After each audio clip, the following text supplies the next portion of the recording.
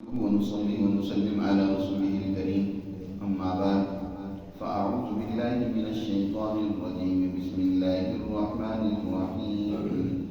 واذكر في الكتاب إبراهيم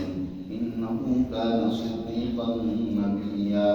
إذ قال لأبيه يا أبت لم تعبد ما لا يسمع ولا يبصر ولا يغني عنك شيئا يا أبت إني قد جاءني من العلم ما لم يأتك فاتبعني أهدك صراطا سويا يا أبت لا تعبد الشيطان إن الشيطان كان للرحمن عصيا يا أبت إني أخاف أن يمسك عذاب من الرحمن فتكون للشيطان وليا قال أراغب أنت عن آلهتي يا إبراهيم لئن لم تنته لأرجمنك واهجرني مليا قال سلام عليك سأستغفر لك ربي إنه كان بي حفيا وأعتذركم وما تدعون من دون الله وأدعو ربي عسى ألا أكون بدعاء ربي شقيا فلما اعتزلهم وما يعبدون من دون الله وهبنا له إسحاق ويعقوب وكلا جعلنا نبيا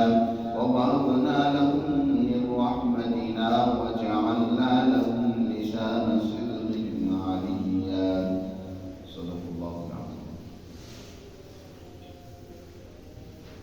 یہ سورہ مریم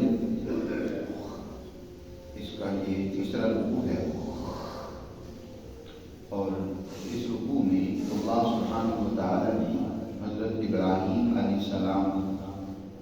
اور ان کی ذریت میں سے حضرت اسحاق اور یعقوب علیہ السلام کا تذکرہ کیا ہے۔ مکہ کے لوگ کیونکہ اپنے آپ کو ابراہیمی ملت پر مانتے تھے اور کہتے تھے کہ ہم ان کی نسل اور اولاد سے ہیں، یقیناً حضرت ابراہیم ہی کی اولاد سے تھے۔ حضرت ابراہیم علیہ السلام کی جو دو سلسلے جاری ہوئے، ایک اسرائیلی سلسلہ اور دوسرا اسماعیلی سلسلہ۔ اسماعیلی سلسلے کے لوگ یہیں قریش کہلاتے ہیں اور اسی سلسلے کے آخری پیغمبر سید الانبیاء جناب رسول اللہ صلی اللہ علیہ وسلم کی ذات گرامی ہے۔ تو یہ قریش مکہ اپنے آپ کو ابراہیمی کہتے ہیں اور کہتے ہیں کہ ہم انہی کے متبع اور پیروکار ہیں، لیکن ان کی زندگی سے ان کے نقش قدم پر سرے سے نہیں چل رہے، کفر و شرک میں، ضلالت اور گمراہی میں مبتلا ہو چکی ہے۔ ابراہیم علیہ السلام کا جو اسوہ اور طریقہ تھا اس کو یکسر انہوں نے چھوڑ رکھا ہے۔ کہتے یہ ہیں کہ ہم انا وجدنا آباءنا علی امۃ وانا علی آثارہم مقتدون، کہ ہم نے اپنے آباء و اجداد کو ایک ملت اور راستے پر پایا ہے اور ہم انہی کے نقش قدم پر چل رہے ہیں۔ ان کے آباء و اجداد ابراہیم علیہ السلام، اور ابراہیم علیہ السلام کی دعوت کیا تھی، قرآن نے یہاں اس کا تذکرہ کیا ہے۔ متعدد مقامات پر ابراہیم علیہ السلام کی دعوت کا ذکر ہے، یہاں بھی اختصار کے ساتھ اس رکوع میں ذکر کیا ہے۔ ابراہیم نے جس گھرانے میں آنکھ کھولی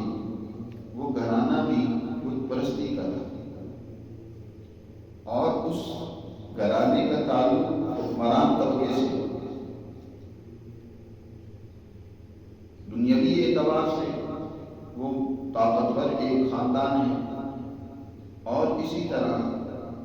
مذہبی حوالے سے بھی اس گھرانے کی خاص شناخت ہے۔ وہ لوگوں کو بت صرف اس کی بت پرستی کی دعوت ہی نہیں دیتے بلکہ بت اور خدا بنا بنا کر فروخت بھی کرتے۔ حضرت ابراہیم علیہ السلام کی پیدائش ولادت ایسے گھرانے میں ہوتی ہے جہاں ان کے خود والد آزر قرآن نے ان کو ان کا والد قرار دی ہے، اور تورات کی روایات کے مطابق مطابق ان کے چچا ہیں، باہر صورت چچا ہوں یا والد ہوں، وہ بھی بت پرستی میں مبتلا ہیں اور لوگوں کو بڑے زور کے ساتھ اس کی دعوت دیتا۔ حضرت ابراہیم علیہ السلام نے جب سن شعور کو پایا اور اس طرح اپنی قوم کو اور اپنے خاندان کو، اپنے والد کو گمراہی میں مبتلا دیکھا تو بڑی ہی درد گھرانہ انداز میں نے سمجھایا، جس کا تذکرہ مختلف مقامات پر آیا ہے۔ یہاں ان کی وہ دعوت جو اپنے والد سے بھی اس کا ذکر کیا ہے۔ اللہ تعالیٰ ارشاد فرماتے ہیں وَاذْكُرْ فِي الْكِتَابِ ابراہیم، الکتاب یعنی قرآن مقدس میں ابراہیم علیہ السلام کا تذکرہ کیجیے۔ سب سے پہلے ان کے بارے میں تو یہ ہے کہ انہ کان صدیقا نبیا، ابراہیم بہت سچے اور صدیق تھے اور اللہ کے نبی تھے۔ صدیق مبالغے کا لفظ ہے جس کا معنی ہے بہت زیادہ سچ بولنے والا انسان، سچائی کے ساتھ قائم رہنے والا انسان، کبھی بھی جھوٹ کی طرف جھکاؤ نہیں تھا ان کا اور کبھی جھوٹ کا ساتھ نہیں دیا۔ ایسے انسان کو صدیق کہتے ہیں۔ حضرت ابراہیم علیہ السلام صدیق تھے، یعنی بہت زیادہ سچ بولنے والے تھے، اور یہ لقب حضرت ابوبکر رضی اللہ تعالیٰ عنہ کا ہے، ابوبکر صدیق۔ ہم اللہ سے جو دعا کرتے ہیں نماز کی ہر رکعت میں، اہدنا الصراط المستقیم صراط الذین انعمت علیہم، اے اللہ ہمیں ان لوگوں کے راستے پر چلا دیجیے جن پر تو نے انعام کیا، منعم علیہم، جن پر اللہ کا انعام ہوا ہے۔ ان کی تعریف خود قرآن میں دوسری آیت میں ان الفاظ میں کی ہے، اولئک الذین انعم اللہ علیہم من النبیین والصدیقین والشہداء والصالحین، اللہ کا جن پر انعام ہوا وہ نبی ہیں، انبیاء ہیں، صدیقین ہیں، سچے لوگ ہیں جو دنیا میں سچائی کے لیے اپنے آپ کو بھی قربان کر دیتے ہیں، ہمیشہ سچ کا ساتھ دینے والے، سچ بولنے والے، ایسے لوگوں کے راستے پر اللہ ہمیں چلا۔ ابراہیم علیہ السلام نبی بھی تھے، صدیق بھی تھے۔ اللہ نے یہاں فرمایا ابراہیم کا تذکرہ کیجیے کہ انہ کان صدیقا نبیا، کہ صدیق بھی ہیں نبی بھی ہیں۔ یہ ایک بلند مقام ہے۔ ایک حال ہوتا ہے، حال دائمی نہیں ہوتا۔ بعض اوقات انسان اس پر ایک حالت اور کیفیت طاری ہوتی ہے کہ وہ باوجود اس کے کہ بڑا اس پر دباؤ ہوتا ہے وہ سچ بول دیتا ہے، لیکن وہ حالت بدل بھی سکتی ہے۔ کوئی دوسرا وقت آتا ہے، اسے ذرا لالچ ملا، اس نے جھوٹ کا ساتھ دے دیا، لیکن جب یہ حالت مقام بن جاتی ہے تو پھر انسان کسی حالت میں بھی اس کو نہیں چھوڑ سکتا، چاہے دباؤ آئے، چاہے لالچ آئے، کوئی بھی صورتحال سامنے ہو، ہر حال میں اپنے اس مقام پر، اپنی اس وصف پر قائم ہوتا ہے۔ تو حضرت ابراہیم علیہ السلام کا یہ مقام تھا کہ وہ صدیق تھے، انہ کان صدیقا نبیا۔ اس سے اس بات کی بھی تردید ہو جاتی ہے کہ حضرت ابراہیم علیہ السلام کے بارے میں جو مشہور ہے کہ انہوں نے زندگی میں 3 جھوٹ بولے تھے، وہ جھوٹ نہیں تھے۔ یہ اگر جھوٹ ان کو کہا گیا تو وہاں لفظ کے اعتبار سے، وگرنہ حقیقت کے اعتبار سے ابراہیم نے کبھی زندگی میں جھوٹ کا نہ ساتھ دیا نہ جھوٹ بولا۔ مزید کہا اذ قال لأبیہ، خاص طور پر ان کی اس دعوت کا تذکرہ کیجیے جو انہوں نے اپنے باپ کو دی کہ وہ اپنے باپ سے بڑے ادب سے کہتے ہیں، باپ کافر ہے، باوجود اس کے کہ وہ بت پرستی میں مبتلا ہے، لیکن ادب کا پہلو چھوڑا نہیں، ادب کے اندر رہتے ہوئے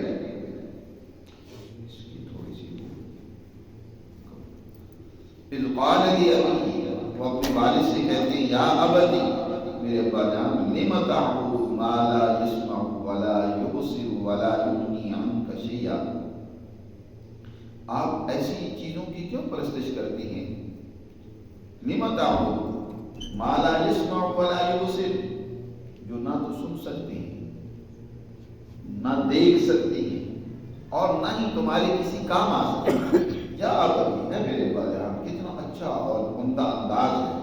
کہ اپنے باپ کو بھی بڑے ادب سے پکار کر کہہ رہے ہیں میرے ابا جان، لما تعبدون ما لا يسمع، جو نہ سن سکتی ہیں، نہ دیکھ سکتی ہیں، نہ تمہارے کسی کام آ سکتی ہیں۔ ایسی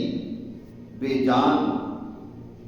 بے حس چیزوں کی پرستش کا کیا مطلب ہے؟ ایسی کوئی چیز جان دار بھی ہو تب بھی اس کی پرستش نہیں کرنی چاہیے سوائے اللہ کے۔ اور یہ تو ایسے بت ہیں، ایسی بت تراشیدہ لکڑی کے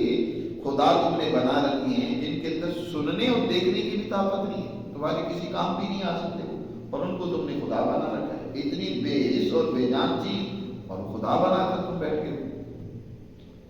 یا ابتی انی قد جاءنی من العلم ما لم یأتک فاتبعنی اہدک صراطا سویا۔ ابا جان کہہ سکتے تھے ابراہیم تو کل کا بچہ ہے، میں تجربہ کار ہوں، میں نے زندگی کے ماہ و سال دیکھی اور تو مجھے سمجھانے چلا ہے۔ تو حضرت ابراہیم علیہ السلام نے کہا میرے ابا جان، اللہ نے جو علم کی روشنی مجھے دی ہے وہ آپ کے پاس نہیں ہے۔ آپ ایک جہالت میں، رسم و رواج میں اور اسی طرح اپنے اس خاندانی طریقے میں جو ایک پہلے سے چلا آ رہا ہے اسی میں کفر، شرک اور برائی میں مبتلا ہے۔ آپ یکسر علم سے معلوم ہیں، میں آپ کے پاس علم لے کر آیا ہوں، آپ یہ علم کی بات سنیں، سوچیں، عقل کی بات کریں۔ یا ابتی اے میرے ابا جان،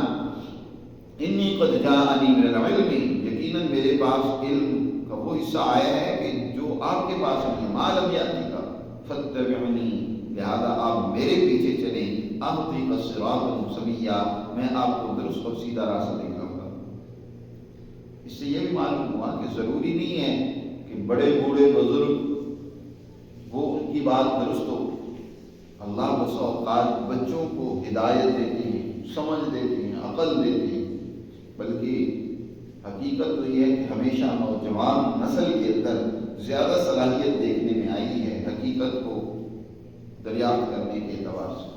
ان کے اندر عقل ہوتی ہے، جستجو ہوتی ہے، وہ آگے بڑھنے کا جذبہ رکھتے ہیں، لیکن بس اوقات بڑے بوڑھے جو ہوتے ہیں نا وہ خود تو سچائی اور حقیقت کا ساتھ کیا دیں گے، الٹا رکاوٹ کھڑی کر دیں۔ دنیا میں جتنے بھی انقلاب آئے، تبدیلیاں آئیں، اس کے پیچھے بھی ہمیشہ جدوجہد نوجوانوں نے کی۔ بڑے بوڑھوں نے تو ہمیشہ وہ اس پہ رکاوٹیں کھڑی کی، لیکن وہ بڑے بوڑھے نوجوانوں کو کوئی اہمیت نہیں دیتے، کہتے ہیں یہ تو کل کے بچے ہیں، یہ کیا جانے، یہ ہمارا کیا مقابلہ کر سکے۔ حضرت ابراہیم علیہ السلام بھی اپنے بیٹے کے بارے میں بڑی خیال اور سوچ رکھتے ہیں، لیکن بیٹے نے کہا کہ ابا جان آپ اس علم سے معلوم ہیں جو اللہ نے مجھے عطا کی ہے، میرے پیچھے چلیں، میری اتباع کریں، اہدک صراطا سویا، درست اور سیدھے راستے پر میں چلاؤں۔ اولاد میں سے، بچوں میں سے کوئی بھی اگر صحیح بات کہہ رہا ہے اس کو قبول کرنا چاہیے، کھلے دل سے قبول کرنا چاہیے۔ حضرت ابراہیم علیہ السلام کے والد مزید حضرت ابراہیم ان کو اپنے والد کو سمجھاتے ہوئے کہتے ہیں یا ابتی لا تعبدوا الشیطان، ہے میرے بجا شیطان کی پرستش نہ کریں، ان الشیطان کان للرحمن عصیا، بے شک شیطان کو رحمان کا بڑا نافرمان ہے۔ اب شیطان کی پیروی کرنا، اس کی پرستش کرنا براہ راست نہیں تھا، وہ تو گمراہ کرنے کے جو مختلف طریقے ہیلے اختیار کرتا ہے جس کے ذریعے سے وہ اپنے راستے پر چلاتا ہے، تو اس راستے سے روکنا مقصد ہے کہ اپنے آپ کو اس راستے سے دور رکھیں، کیونکہ یہ شیطان کا راستہ ہے اور شیطان تو ازلی دشمن ہے، رحمان کا دشمن ہے، اللہ کا دشمن ہے۔ تو رحمان کے دشمن سے وہ تمہارا دوستان ہو سکتا ہے، دشمن کو انسان دوست بنا لے تو پھر نقصان تو یقینی ہے،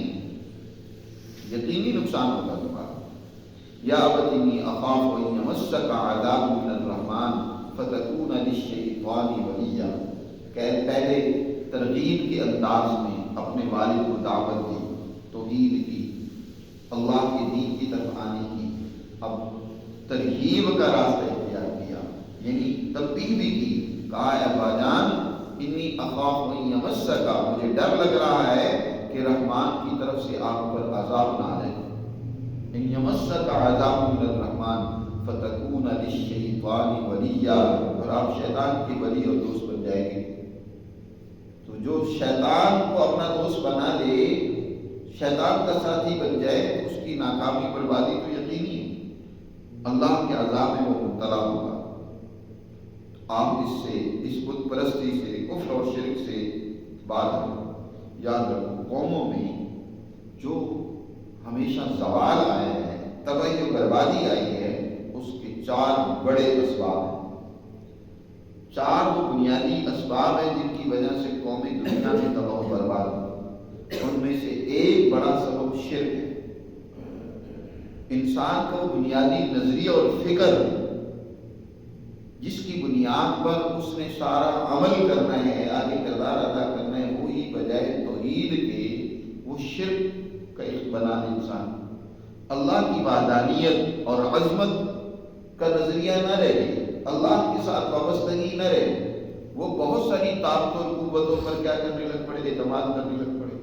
تو ایسی قومیں ہمیشہ تباہ برباد ہوتی، ان پر زوال آیا ہے، وہ سب ایسی سے بیٹھ گئی۔ تو شرک بہت بڑا سبب ہے قوموں کی تباہی کا۔ اسی طرح منافقت ہے کہ انسان کسی نظریے کو مانتا تو ہے لیکن اس کے ساتھ مخلص نہیں ہے، پورے سچائی اس درجے کے یقین کے ساتھ نہیں مانتا جو عمل کے لیے یقین درکار اور ضروری ہوتا ہے۔ اسی طرح ایک سبب بدعملی ہے کہ انسان مانتا تو ہے لیکن عمل اس کے خلاف کر رہا ہے۔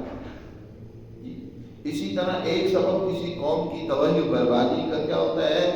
کہ اس کے اندر استقامت نہ ہو، خود غرضی پیدا ہو جائے، جب بھی مطلب آیا تو کام کر لیا، مطلب نہیں ہے تو کام نہیں کیا، استقامت نہیں ہے۔ اللہ کی بندگی اور اطاعت بھی مطلب اور غرض کے تحت ہے۔ آج بہت سارے لوگ نماز بھی پڑھتے ہیں نا، تو وہ بھی غرض کے تحت پڑھتے ہیں کہ اس سے رزق میں برکت ہوتی ہے، اس سے جو ہے نا دل کو سکون ملتا ہے۔ ٹھیک ہے، یہ چیزیں اچھی ہیں، ملتی ہیں، لیکن اصل تو نماز اس لیے پڑھنی ہے کہ یہ میرے رب کا حکم ہے، مجھے اللہ کی اطاعت کرنی ہے۔ اسی طرح انسان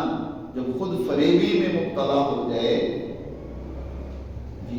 تو اس کے نتیجے میں اپنے آپ کو ہوائے نفس، باطل پرستی میں مبتلا ہو جائے، خود فریبی میں مبتلا ہو جائے، دھوکے میں مبتلا ہو جائے، تو یہ بھی قوموں کی تباہی و بربادی کا باعث ہے۔ اب والد صاحب ہیں، شرک میں بھی مبتلا ہیں، اسی طرح باطل پرستی اور خود فریبی کا بھی شکار ہے۔ حضرت ابراہیم علیہ السلام نے فرمایا کہ اس کا نتیجہ کیا نکلے گا؟ تباہی و بربادی، اللہ کا عذاب آئے گا۔ ان یمسک عذاب من الرحمن فتکون للشیطان ولیا۔ اب باپ کو بات سمجھ نہیں آ رہی ہے، باطل ذہن میں ایسا گھس چکا ہے کہ حق کو سمجھنے کے لیے تیار نہیں ہے، سچائی میں غور و فکر نہیں کر رہے، الٹا بیٹے نے تو بڑے ادب سے بات کی، اب باپ بجائے شفقت کا پہلو اور رویہ اختیار کرتا، باپ نے الٹا نفرت کا اظہار کرتے ہوئے ڈانٹ ڈپٹ کرتے ہوئے کہا قال اراغب انت عن آلیتی، کیا تو اے ابراہیم میرے خداؤں سے تو اعراض کر رہا ہے؟ اراغب انت عن آلیتی، میرے خداؤں کو تو چھوڑے ہوئے۔ یا ابراہیم، یہاں بیٹا بھی نہیں کہا، یا بنیا نہیں کہا، بلکہ نام لیا، وہ نام بھی بعد میں لیا، پہلے ڈانٹ پلائی، کیا تو اعراض کر رہا ہے میرے خداؤں سے اے ابراہیم؟ لئن لم تنتہی لأرجمنک وہجرنی ملیا، اگر تو باز نہ آیا تو میں تجھے شمشاد کر دوں گا، پتھر مار مار کے تجھے ختم کر دوں گا۔ وہجرنی ملیا، جہاں چلا جا، کچھ عرصہ میری نظروں سے دور ہو گیا۔ وہجرنی ملیا، کچھ عرصے کے لیے مجھ سے تو جدا ہو جا۔ حضرت ابراہیم علیہ السلام نے بھی آگے سے مزاحمت نہیں کی، بلکہ کہا قال سلام علیک، ٹھیک ہے آپ پر سلام، دعا دی، سلام دی کہ اللہ سلامت رکھے، ٹھیک ہے میں چلا جاتا ہوں، سلام علیک، لیکن سأستغفر لک ربی، میں اپنے رب سے آپ کے لیے استغفار کرتا رہوں گا، معافی مانگتا رہوں گا۔ اب بھی حضرت ابراہیم نے اپنے والد کے لیے اپنا وہ محبت کا، وہ ان کی ہدایت کی جو فکر تھی، جو جستجو تھی اس پہلو کو چھوڑا نہیں، اب بھی کیا کہہ رہے ہیں؟ سلام علیک سأستغفر لک ربی، میں اپنے رب سے آپ کے لیے استغفار کرتا رہوں گا، کیونکہ انہ کان بی حفیہ، کہ میرا پروردگار مجھ پر بڑا ہی مہربان ہے، حفیہ اس کی مجھ پر بڑی عنایت ہے، مجھے امید ہے کہ وہ آپ کو معاف کر دے۔ وَأَعْتَزِلُكُمْ وَمَا تَدْعُونَ مِن دُونِ اللَّهِ، میں تم سے اور تمہارے ان معبودوں سے علیحدگی اختیار کرتا ہوں، وَأَدْعُو رَبِّي، اور اپنے رب سے دعا کرتا رہوں گا، عَسَىٰ أَلَّا أَكُونَ بِدُعَاءِ رَبِّي شَقِيًّا، اور امید ہے کہ میرا رب مجھے اپنی دعا سے، اپنی عبادت سے محروم نہیں کرے گا، جو میں مانگ رہا ہوں اللہ مجھے دے گا۔ لیکن یہ تو اللہ کے فیصلے ہیں، ضروری نہیں ہے کہ نبی بھی جس کی امید کرے وہ اس کو ضرور مل جائے۔ اللہ تو اللہ ہے نا، وہ جانتا ہے، اس کا علم کلی ہے کہ کس کو ہدایت ملنی ہے، دینی ہے، کس کو نہیں دینی۔ حضرت ابراہیم علیہ السلام اس وعدے کے مطابق کافی عرصہ دعا کرتے رہے اپنے رب کے لیے، لیکن جب یقین ہو گیا تو کہ اب میرے باپ کے لیے ہدایت نہیں ہے، اللہ نے بھی بتا دیا، تو پھر انہوں نے اس وعدے کے مطابق جب تک تو اللہ کی طرف سے اطلاع نہیں دے دی گئی اس وقت تک دعائیں مغفرت کرتے رہے، اور جب یقین ہو گیا کہ اب یہ کفر و ضلالت پر ہی ان کا انتقال ہوگا، انہوں نے دعا کرنا چھوڑ دی،